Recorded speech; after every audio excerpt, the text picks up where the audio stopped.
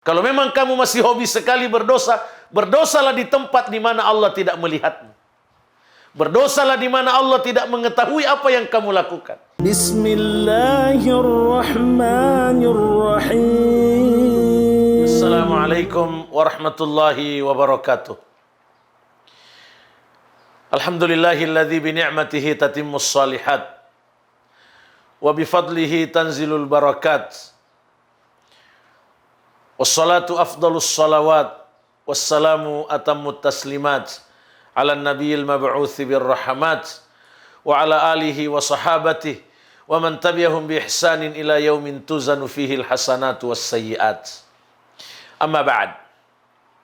Kaum muslimin dan muslimat, pemirsa PKM TV, as-saimin was-saimat, hafizakumullahu wa ra'akum. Di antara faktor yang dengan izin Allah memudahkan kita untuk menjauhi dosa,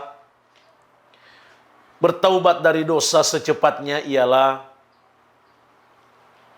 selalu menghadirkan di dalam hati kita tentang nikmat-nikmat Allah yang Allah karuniakan kepada kita.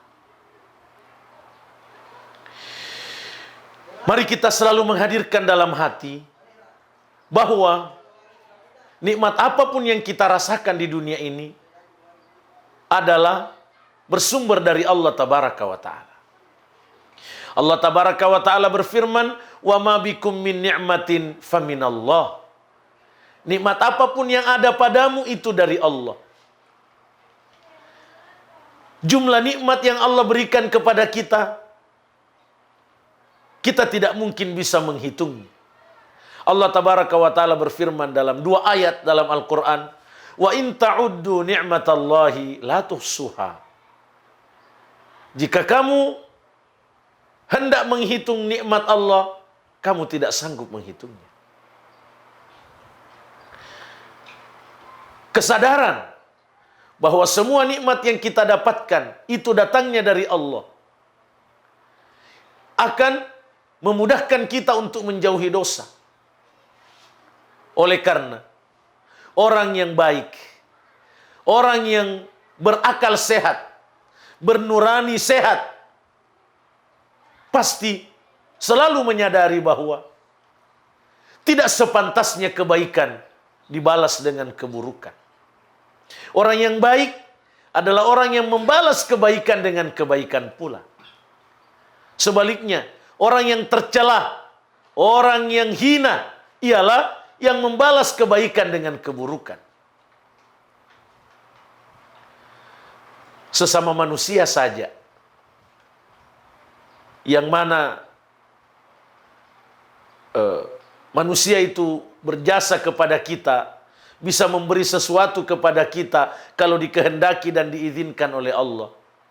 Tuh, akal sehat, nurani sehat mengatakan bahwa kalau ada orang yang membalas jasa orang yang berjasa kepadanya dengan sesuatu yang jelek, pasti dinilai orang itu hina, orang itu tidak baik. Apalagi Allah Tabaraka wa Ta'ala. Nikmat-nikmat Allah kepada kita tak henti-hentinya. Lalu pantaskah untuk kita balas? Kita gunakan melawannya. Kita gunakan untuk membangkang kepadanya. Coba kita hayati itu. Dan ketika itu kita lakukan, Allah bisa mencabut nikmat itu dan menggantinya dengan siksa. Menggantinya dengan bahaya yang tidak kita inginkan. Karena itu, agar kita bisa menjauhi dosa, gelorakan selalu kesadaran. Tidak sepantasnya nikmat Allah saya gunakan untuk melawan Allah sang pemberi nikmat. Coba kita sadari. Kalau kita mau menggunakan lisan kita berdosa, ingat, lisan kita ini adalah nikmat dari Allah. Kalau kita mau menggunakan mata kita melihat dosa, ingat, mata ini nikmat Allah. Tidak sepantasnya kita gunakan untuk melihat yang tidak disenangi oleh pemberi nikmat. Kalau kita ingin mendengar dosa, mau menggunakan kuping kita mendengar dosa, ingat, kuping ini nikmat dari Allah. Pendengaran kita bisa dihilangkan oleh Allah kalau kita melakukan dosa. Penglihatan kita bisa dihilangkan oleh Allah kalau kita melakukan dosa. Tangan, kaki, kesehatan, kendaraan. Ketika kita mau menggunakannya berdosa, ingat, ini nikmat Allah. Ini nikmat Allah. Bisa dicabut, bisa ditukar dengan azab kalau kita menggunakannya berdosa. Oleh karena itu, di masa yang lampau, ada seorang ahli dosa mendatangi seorang ulama. Lalu ahli dosa itu mengatakan bahwa saya masih senang sekali berdosa. Saya masih hobi sekali berdosa. Maka ulama itu mengatakan, ya, apa boleh buat? Kalau kau memang masih senang berdosa, syaratnya adalah jangan gunakan nikmat Allah berdosa. Jangan ada nikmat Allah yang kamu gunakan berdosa. Ternyata ahli dosa itu juga sadar bahwa tidak ada yang ada dalam dirinya yang bukan nikmat Allah. Sehingga ia mengatakan, bagaimana mungkin? Bagaimana mungkin saya tidak menggunakan nikmat Allah berdosa, padahal semua yang ada ini adalah nikmat Allah. Lalu ulama itu mengatakan, kalau begitu ada satu lagi syarat. Kalau memang kamu masih hobi sekali berdosa, berdosalah di tempat di mana Allah tidak melihatmu. Berdosalah di mana Allah tidak mengetahui apa yang kamu lakukan. Rupanya ahli dosa ini pun tetap sadar bahwa memang tidak ada tempat yang Allah tidak melihat kita. Akhirnya dia sadar, akhirnya dia tobat.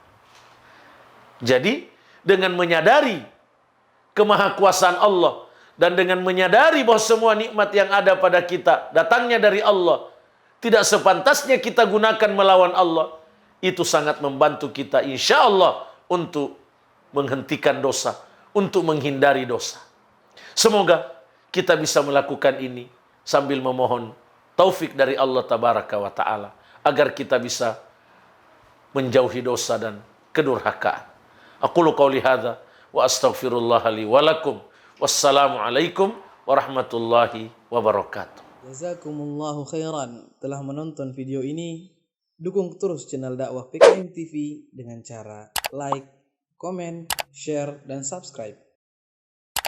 Ikuti juga informasi kajian PKM TV di akun resmi PKM TV.